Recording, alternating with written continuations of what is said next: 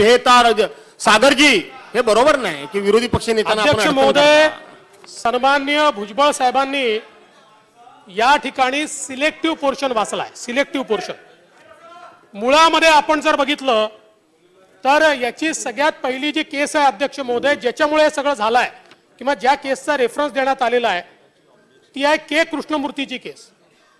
के कृष्णमूर्तीच्या केसमध्ये 2010 साली कोर्टाने काय म्हटलं हे समजून घेतलं पाहिजे अध्यक्ष महोदय.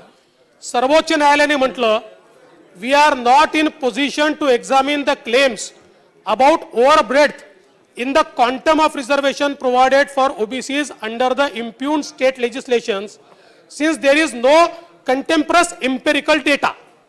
The onus is on the executive to conduct a rigorous investigation into patterns of backwardness that act as barriers to political participation. Political participation, which are indeed quite different from the patterns of disadvantages in the matter of access to education and employment. अध्यक्ष महोदय म्हणजे त्यांनी काय सांगितलं त्यांनी असं सांगितलं की एज्युकेशन आणि एम्प्लॉयमेंट मध्ये 15/4 आणि 16/4 च्या अंतर्गत जे आरक्षण दिलंय त्याच्यापेक्षा हे आरक्षण वेगळं आहे आणि हे वेगळं असल्यामुळे प्रत्येक राज्याने या संदर्भात एक कमिशन तयार करायचं आणि त्या कमिशननी पॉलिटिकल बॅकवर्डनेसचा डेटा तयार करायचा आहे. इथला इम्पेरिकल डेटा लोकसंख्येचा नाही आहे हा पॉलिटिकल बॅकवर्डनेसचा डेटा आहे. आणि अध्यक्ष महोदय मला एक सांगा या ठरावाला तुमचा पाठिंबा आहे की नाही ऐकून घ्या अध्यक्ष. असे आपण ठराव एक मताने अनेक वेळा केलेले आहेत. तुमचा पाठिंबा असेल एक मताने करून टाकू त्याच्यामध्ये आम्ही एक मतानेच करणार अध्यक्ष महोदय. पण आमचं म्हणणं ऐकून घेणार आहात का? हो ना चालूच आहे मग ऐकून घ्या. असं काय आता आपल्याला सांगतो अध्यक्ष महोदय नाही अध्यक्ष महोदय त्यांना त्या ठिकाणी जरा त्या अशांत टाकूला शांत करा जरा. आता मला इकडे आणून बसवल्यानंतर त्यानंतर अरे एक मिनिट बाबा फार सिरियस विषयानं जरा थांबा. महाराष्ट्राच्या संदर्भात ज्यावेळी सर्वोच्च न्यायालयाने निर्णय दिला त्यावेळी सर्वोच्च न्यायालयात 13/12/2019 पहिल्यांदा के कृष्णमूर्ती कोर्ट करून याचा कंप्लायन्स करा असं सांगितलं. 13/12/2019 15 महिने आपण केला नाही. त्यानंतर त्यांनी निर्णयात काय म्हटलंय बघा त्याच्यामध्ये म्हटलंय की it has been finally faintly suggested by the respondent state in the return submission that writ petition may be set down for further hearing वगैरे ठीक आहे. पुढे in our opinion no fruitful purpose will be served by showing that indulgence for the matter is capable of and is being disposed of on the basis of undisputed fact that before instructing the State Election Commission to reserve seats for OBC group in the local bodies, no attempt was made by the state government. ऐकून घ्या. No attempt was made by the state government to set up a dedicated commission to conduct contemporaneous rigorous empirical inquiry into nature and implication of backwardness and then to act upon the report of the commission. म्हणजे काय अध्यक्ष महोदय सर्वोच्च न्यायालयाने काय सांगितलं की आम्ही 15 महिने तुम्हाला वेळ दिला होता. या 15 महिन्यामध्ये तुम्ही काय करायचं होतं बॅकवर्ड क्लास कमिशन तयार करायचं होतं आणि त्याला रिगरस एम्पिरिकल इन्क्वायरी करायला सांगितली होती. डेटा नाही. It is rigorous empirical inquiry census data नाही. ही कशाच्या संदर्भात तर के कृष्णमूर्तींनी जे सांगितलेलं आहे पॉलिटिकल बॅकवर्डनेसच्या संदर्भात आपण ते केलं नाही. आजही आपण हे केंद्राला पाठवतोय आम्ही तुम्हाला मदत करू काही अडचण नाहीये. पण भुजबळ साहेब ही पण दिशाभूलच होणार आहे. याने काहीच होणार नाहीये. याचं कारण सर्वोच्च न्यायालयाने काय सांगितलंय rigorous inquiry by the commission. आता तसा तुम्ही तो आदेश काढला परवा काढला जो 15 महिन्यापूर्वी काढायचा होता तो आता तुम्ही परवा काढला की जे कमिशन सेटअप केलाय त्यांनी एम्पिरिकल डेटा जमा करावा. हा 15 आता खरं म्हणजे हे जे काही तुम्ही हा प्रस्ताव आणलाय ना हा राजकीय आणलेला आहे. हा राजकीय आहे. याचं कारण असं आहे की नाही याचं कारण असं आहे मला वाटतं आपण एका प्रश्नाचं उत्तर घेऊया काय. नाही माझं पूर्ण होऊ द्या ना माझं पूर्ण होऊ द्या. आता माननीय भुजबळ साहेब, त्यांचीच परवानगी आहे. माननीय भुजबळ साहेब, आपण जे वाचून दाखवलं त्याचं पूर्ण वाचा. त्यात काय झालं, आपण हे सबमिट केलं, आपल्या वकिलांनी शेवटी ऐकू द्या, ऐकून घ्या, ऐकून घ्या. आपल्या एक मिनिट ऐकून घ्यायचं आपण घेऊया. अतिशय पिन ड्रॉप सायलेन्सपणे सगळं तुमचं ऐकून घेतात. तुम्ही एक हमी देता का विरोधी पक्षनेते महोदय? ज्या वेळेला मंत्री महोदय उत्तर देतील त्यावेळेला आपले सदस्य देखील इतके शांत बसतील, हमी देता का? जर नाही, जर तर हे मान्यवर आहे, मेरिटवर जर सगळं चालू असेल बिलकुल हमी देतो. हे ठरवायचं कोणी? तुम्हीच सगळं. पॉलिटिकल असेल असं नसतं. मंत्री ज्या वेळेला बोलतील त्यावेळेला तुमच्या सदस्यांची तुम्ही हमी द्या. मी तुम्ही म्हणाल तितक्या वेळा ऐकून घ्यायला तयार आहे. अध्यक्ष महोदय, या ठिकाणी आपण हे समजून घेतलं पाहिजे की आपण जे सुप्रीम कोर्टाचं या ठिकाणी वाचून दाखवलं, आपण 15 महिन्यानंतर कन्सॉलिडेटेड ऍफिडेव्हिट मध्ये पुन्हा हे मांडलं की केंद्र सरकारचा आम्हाला डेटा पाहिजे 15 महिन्यांनी. त्यावेळेस कोर्टाने सांगितलं डेटा मागत राहा, तो मागा, मिळाला तर द्या. They have not gone into the merit of the data. ते म्हणाले तुम्हाला मिळाला तर तो तुम्ही द्या, पण आता आम्ही हे ऐकणार नाही. 15 महिने तुम्ही बघा, फ्लिमझी ग्राउंड म्हटलंय, फ्लिमझी ग्राउंड त्याला, फ्लिमझी ग्राउंड म्हटलेलं आहे त्याला. त्यामुळे भुजबळ साहेब, ओबीसी आरक्षणाबद्दल तुम्ही प्रामाणिक आहात, आम्ही आहोत. आणि हे जर खरंच करायचं असेल, तुमच्या मनात असेल, तर या ठरावाने काहीच होणार नाही. याचं कारण सांगतो. 2 गोष्टी आहेत. एससीसीची ज्यावेळेस या ठिकाणी हा जो सर्वे झाला, हा सर्वे झाल्यानंतर तेव्हाच्या सरकारने त्यातला सोशिओ इकॉनॉमिक डेटा दिला. कास्ट डेटा का दिला नाही? कास्ट डेटामध्ये 8 कोटी चुका होत्या आणि त्यात सगळ्यात जास्त चुका कुठल्या होत्या? महाराष्ट्रात 69 लाख चुका होत्या. आणि म्हणून त्याच्यावर कमिटी बनली. आम्हाला हे माहित नव्हतं. आमच्या काळातली केस ही 5 जिल्ह्यातली 50% वरच्या आरक्षणाची होती आणि आम्हाला 50% वरचं आरक्षण कसं वाचवायचं? तर आम्ही म्हटलं कास्ट डेटावर, आपल्या डेटावर आपण वाचवू. म्हणून त्याकरता आम्ही केंद्र सरकारकडे गेलो. त्यावेळेस केंद्र सरकारने ते दाखवलं की महाराष्ट्राच्या डेटामध्ये 69 लाख चुका आहेत, देशाच्या डेटात 8 कोटी चुका आहेत. आणि असा चुकीचा डेटा देता येत नाही. मागच्याही सरकारने दिला नाही, हे सरकार ते देत नाहीये. आपल्याला या सगळ्या गोष्टी माहिती आहे आणि याच्याकरताची जी आवश्यकताच नाही आहे. आपण बघा, आपण मराठा समाजाच्या आरक्षणाकरता 5 एजन्सीज नेमल्या. त्या 5 एजन्सीजनी 4 महिन्यामध्ये इम्पेरिकल डाटा तयार केला. मराठा आरक्षणाचं तुम्ही जर जो काही निकाल आलेला आहे तो निकाल बघितला, त्या निकालामध्ये हा डेटा अफेल्ड केलाय. हा डेटा कुठे त्यांनी कॅन्सल केला नाही. ही इम्पेरिकल इन्क्वायरी आहे.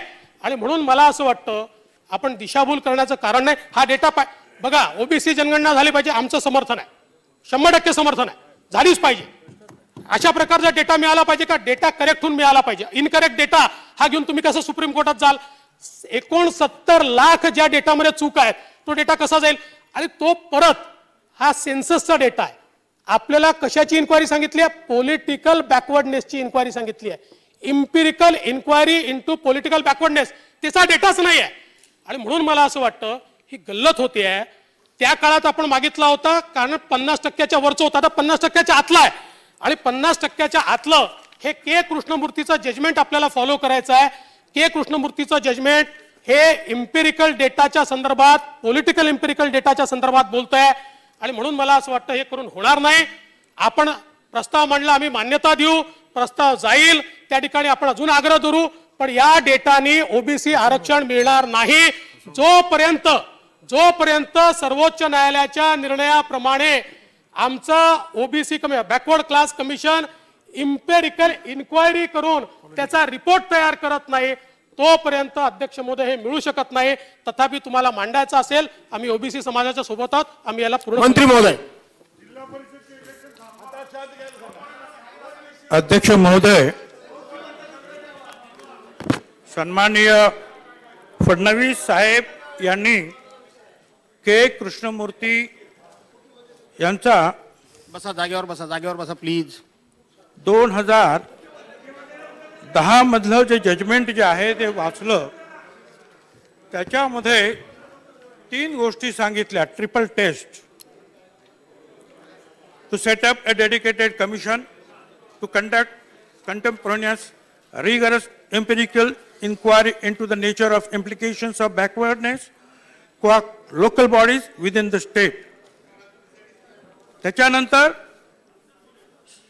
to specify the proportion of reservation required to be provision local body wise in light of recommendation of the commission so as not to fall foul of overbid and म्हणजे स्वराज्य स्थानिक स्वराज्य संस्थानिहाय आरक्षणाचं ते आपल्याला प्रमाण ठरवायचं आहे. पण कुठच्याही परिस्थितीमध्ये तो 50% वरती जाता कामा नये. हा 2010चा 5 जजेसचं जे खंडपीठ आहे त्याचा निकाल आहे. त्याच्यामुळे हे सगळं म्हणजे याच्यावर सगळं आता हे मूळ आहे.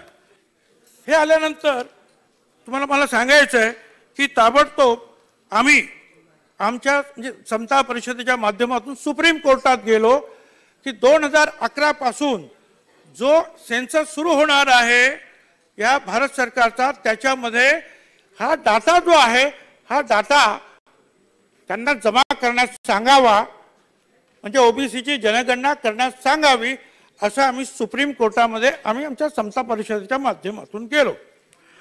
त्याच्यानंतर काय झालं की मग असा एक विचार आला की समीर भुजबळ खासदार होते. समीर भुजबळ स्वर्गीय गोपीनाथरावजी मुंडे साहेब यांनी असं केलं की सगळ्या खासदारांशी चर्चा करून 100 खासदारांना उभं केलं आणि सांगितलं की पुढच्या या होणाऱ्या सेन्ससमध्ये हा ओबीसीचा डाटा जमा करण्यात यावा. त्याच्यामध्ये सगळ्यांची भाषणं आहेत स्वर्गीय मुंडे साहेबांसहित सगळ्यांची भाषणं आहेत हे करावं. मग काय झालं की पवार साहेबांनी हे सगळं जे कॅबिनेटमध्ये मांडलं आणि सांगितलं की मागणी होते त्याच्यावर विचार करायला पाहिजे. प्रणब मुखर्जी साहेबांनी हाऊसमध्ये येऊन डिक्लेअर्ड केलं की आम्ही होणाऱ्या सेन्ससमध्ये ओबीसीची जनगणना निश्चितपणे करू. आता ती जनगणना ती नंतर सुरू झाली.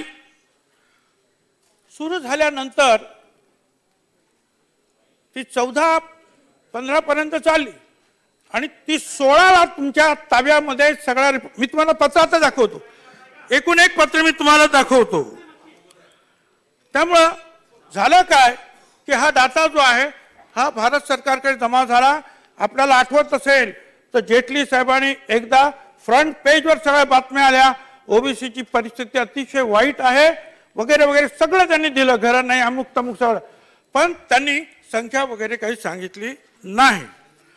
पुढे काय झालं की 2017ला केस सुरू झाली. 2017ला केस सुरू झाली आणि आपण सन्माननीय फडणवीस साहेब आपण 2019 पर्यंत काही केलं नाही. 31 जुलै 2019ला आपण घाईघाईनं अध्यादेश काढ. आता मला बोलते please. Now you should not disturb me. 2019ला 2017ची केस 31 जुलैला तुम्ही 31 जुलै 2019ला अध्यादेश काढला. पण या अध्यादेशामध्ये जो मूळ 2010चा के कृष्णमूर्ती साहेबांनी सांगितलेला ट्रिपल टेस्ट त्याचा त्याप्रमाणे हा अध्यादेश नाही. आणि हे तुमच्या लक्षात आलं. तुम्ही हुशार आहात अभ्यासू आहात. हे लक्षात आल्यावर दुसऱ्या दिवशी तुम्ही ताबडतोब जे आहे पत्र लिहिलं.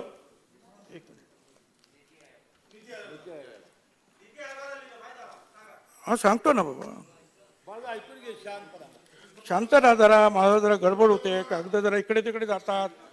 हा हे पहा आता याच्यामध्ये ह्या तुमच्या अध्यादेशामध्ये ट्रिपल टेस्ट जे आहे त्याला संरक्षण मिळालं नाही. त्याप्रमाणे ते झालं नाही. ते तुमच्या लक्षात आलं आणि त्याच्यानंतर तुम्ही ताबडतोब दुसऱ्या दिवशी काय केलं फडणवीस साहेब 1 ऑगस्ट 2019ला नीती आयोगाला पत्र लिहिलं की तुम्ही आम्हाला हा रॉ डाटा द्या. आता जर त्या अध्यादेश हा पूर्णपणे जर सगळ्या गोष्टी सोडवणार असता तर आपण दुसऱ्याच दिवशी हा डाटा भारत सरकारकडे मागितला नसता. पण तुम्हाला कळलं की आपल्याकडे काही डाटा नाही आणि हा डाटा आपल्याला भारत सरकारकडे मागायला पाहिजे. आपण तो डाटा 1 ऑगस्ट 19ला मागितला त्याच्यानंतर असीम गुप्ता साहेबांनी विवेक जैन जे registrar general of census commissioner भारताचे जे आहेत रजिस्ट्रार जनरल त्यांना पत्र लिहिलं सेम की हा डाटा तुम्ही आम्हाला द्या.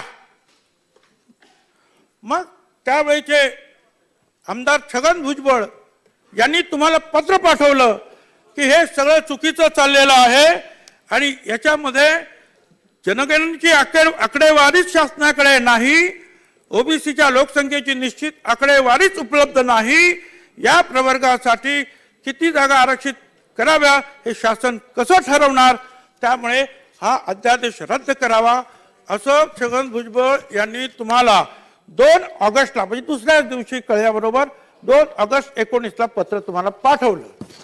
त्याच्यानंतर काय झालं की परत तिथून भारत सरकारचे जे महारजिस्ट्रार ज्यांना तुम्ही पत्र दिलं जनार्दन यादव त्यांनी पत्र पाठवलं, असीम गुप्ताच्या याला पत्र पाठवलं.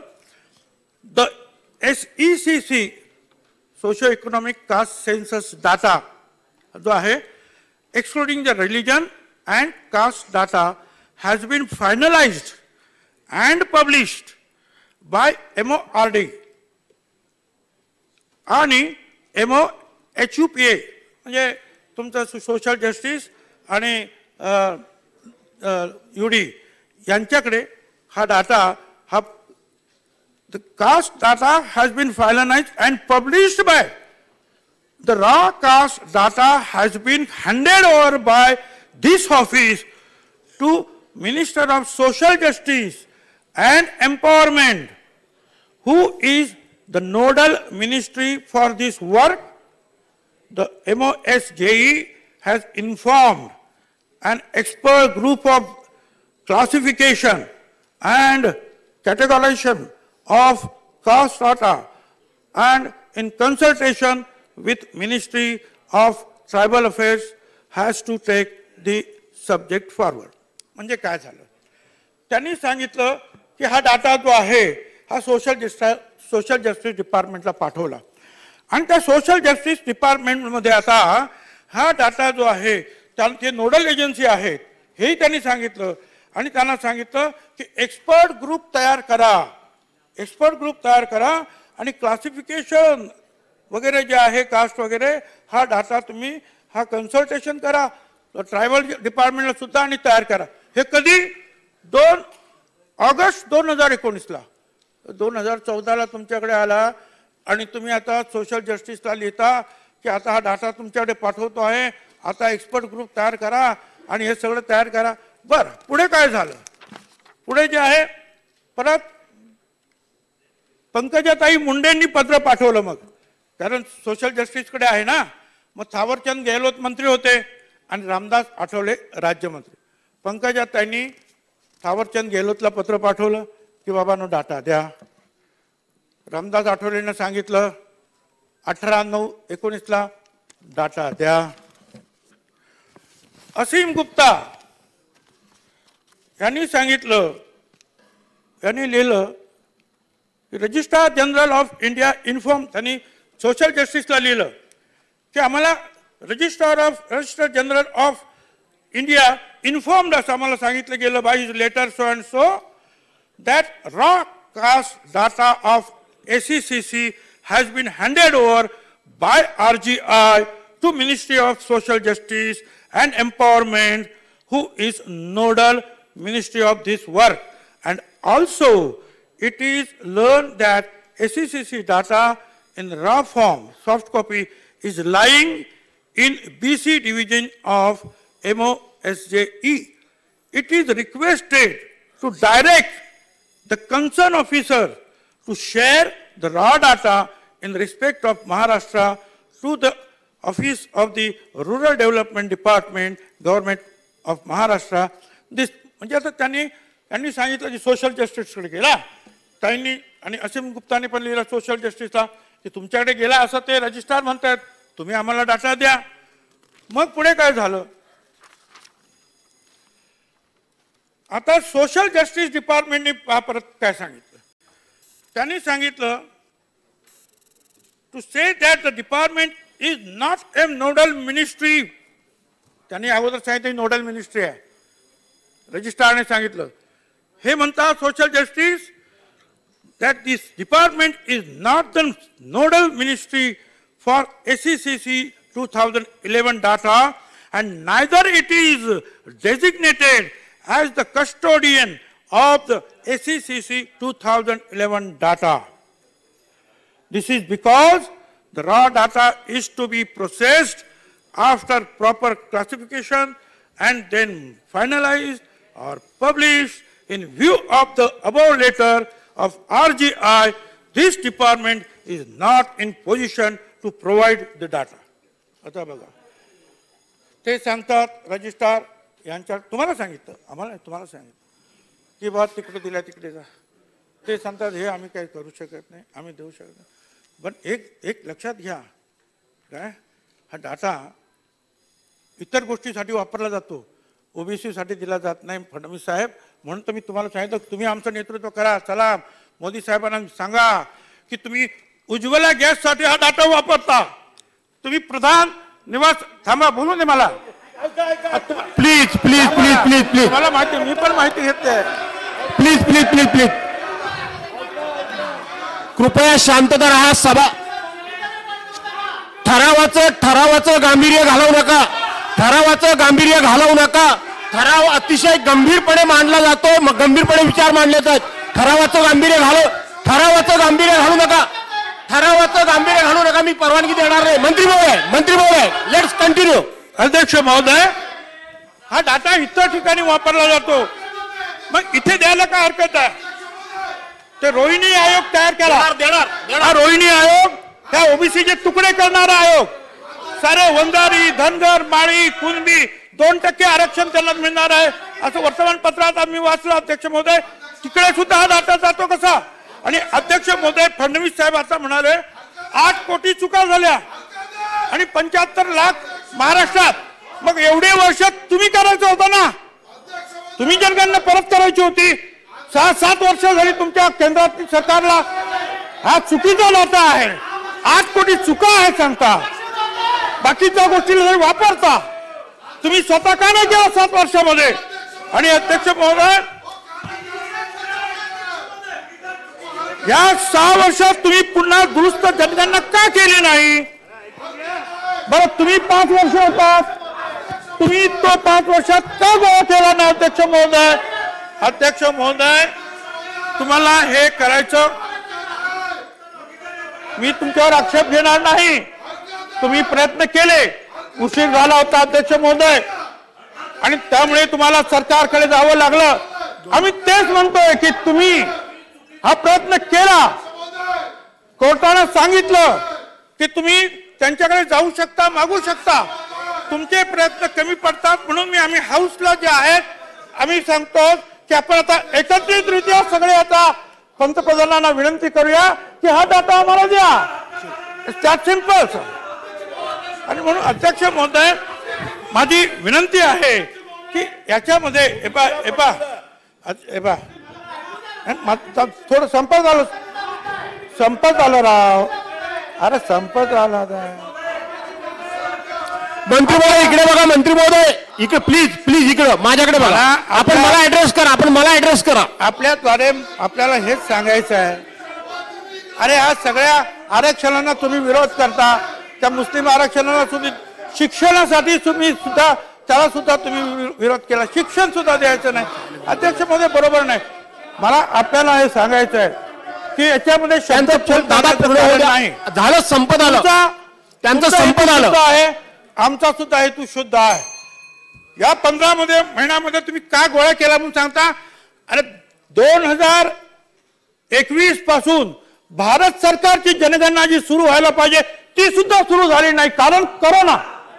ते जर आता सुरू करू शकत नाही अजून भारत सरकारची जनगणना, आम्ही ह्या 15 महिन्यामध्ये आम्ही कसं करणार आहोत? अजूनही ते सुरू केलं नाही, आज सुद्धा सुरू करू शकत नाही आम्ही. आणि म्हणून आम्ही काय म्हणतो की जे तयार आहे तुमच्याकडे ते आम्हाला तो एकदा तो डाटा आला की हा आमचा आयोग जो आम्ही तयार केला तो त्याची छाननी करून बरोबर कोणाला किती आरक्षण बसतंय याचा अभ्यास करीन. 2 महिन्याच्या आत तो सगळं देईल. आणि मला एक सांगायचं आहे, फडणवीस साहेब आपण म्हणालात मी 4 महिन्यात नाही 3 महिन्यात करतो, 3 महिन्यात माझ्या आता सत्ता आली तर तुम्हाला आरक्षणाचा ओबीसीचा एवढं प्रेम आहे, सत्तेचं काय घेऊन बसलात? तुम्ही सांगितलं पाहिजे सत्ता बित्ता जाऊ द्या, नाही माझ्याकडे सत्ता तरी सुद्धा मी येतो मोदी साहेबांकडे. मुख्यमंत्री जाऊन आले, उपमुख्यमंत्री जाऊन आले, अशोक चव्हाण जाऊन आले, पण तुम्ही जाणं आणि ते मागणं आणि आम्ही तुमच्या बरोबर येणं श्रेय सगळं तुमचं, आमचं काही नाही. चला हे मी सांगितलं तुम्हाला, पण तुम्ही फक्त जे शब्दच्छल करतात, हा डाटा नव्हे, ही इम्पिरिकल इन्क्वायरी आहे, हे 8 कोटी चुका झाल्या, ह्या 75 लाख चुका झाल्या. अरे ह्या चुका झाल्या तर दुरुस्त करायच्या होत्या. तुम्ही 6, 7, 8 वर्ष त्याच्यावर बसून राहिला आणि आता तुम्ही सांगता येते आता 2020च्या पत्रामध्ये की आता हे आम्ही सगळं चेक करतोय म्हणून. 6, 7 वर्ष काय केलं होतं? मग आम्ही युपीए गव्हर्नमेंटने जो डाटा गोळा केला ताबडतोब प्रणब मुखर्जीने सांगितल्यानंतर त्यावेळेला हा कार्यक्रम झाला. हा सगळा डाटा मोदी साहेबांच्या ताब्यात गेलेला आहे. मला काय म्हणायचं, इतरांचे प्रश्न काय असतील ते असतील, इतर राज्यांचे. आणि हो, आम्ही कपिल सिब्बल पासून सगळ्यांना विचारलं. आता हा ट्रिपल टेस्टचा जो आहे निकाल खानविलकर साहेबांचा, हा केवळ महाराष्ट्रासाठी नाहीये, हा संपूर्ण देशाला लागू होणार आहे. Because it has become the law of the land. त्यामुळे आता तो सगळ्यांना लागू झालेला आहे. अजिबात दिशाभ्रम करायचं कारण नाही अध्यक्ष महोदय. आणि मग माझं म्हणणं असं आहे की जसं आज आमचं राज्य इथे आहे, तुमची राज्य सुद्धा बीजेपीची जी आहे देशामध्ये अनेक ठिकाणी आहे, सगळ्या ठिकाणी हा प्रश्न ठरावाला विनंती करा, सभागृहाला ठरावाला पाठिंबा देण्याकरता विनंती करा. म्हणून सगळ्यात मी फडणवीस साहेबांना विनंती करतो की तुम्ही आमच्या बरोबर चला, ठरावाला आज पाठिंबा द्या आणि हे या ओबीसीच्या कामामध्ये सहभागी व्हा, त्यांचे आशीर्वाद घ्या, तुम्ही शब्दच्छल करू नका. आणि ही जी अडचण जी आहे ही बीजेपीच्या राज्यांना सुद्धा येणार आहे. ते तुम्ही म्हणता या देशातले कायदे म्हणतात म्हणून तो देशाला अतिशय ठराव मांडला. त्याच्यावर विरोधी पक्ष नेत्यांनी काही मुद्दे उपस्थित केले आणि त्या सगळ्या मुद्द्यांना मंत्री महोदयांनी अतिशय विस्तृतपणे उत्तर दिलेलं आहे. आणि म्हणून मी आता हा ठराव मताला टाकतो. आता हा ठराव सभागृहासमोर मतास टाकण्यात येईल. प्रश्न असा आहे की माननीय सर्वोच्च न्यायालयाच्या आदेशाच्या अनुषंगानं महाराष्ट्र जिल्हा परिषद पंचायत समिती अधिनियम 1961 आणि महाराष्ट्र ग्रामपंचायत अधिनियम 1961 मध्ये नागरिकांचा मागास प्रवर्गाची पदे आरक्षित ठेवण्याकरता राज्य मागासवर्गीय आयोग गठीत करण्यात आलेला असून राज्य मागासवर्ग आयोगास सुलभ संदर्भ करता आवश्यक असणारी सामाजिक आर्थिक जातीय गणना 2011 मधील नागरिकांच्या मागास प्रवर्गाची जाती एक मिनिट मी ऐकून घेतलंय सगळं. मागास प्लीज मी देतो संधी तुम्ही जागेवर त्याला मी संधी देतो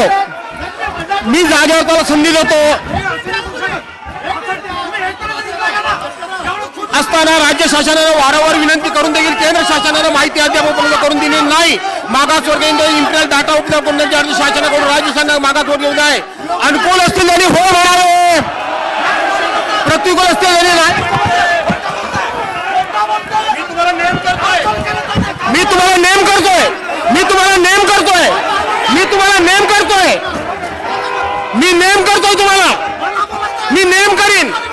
मी नेम करीन हे चालणार नाही. मी नेम करीन, या राखून ठेवा, चालणार नाही. चला जागेवर नेम करीन, मी तुम्हाला नेम करीन. मला रूल चांगले माहिती आहेत आणि म्हणून होयच्या बहुमत ठराव संमत झाला.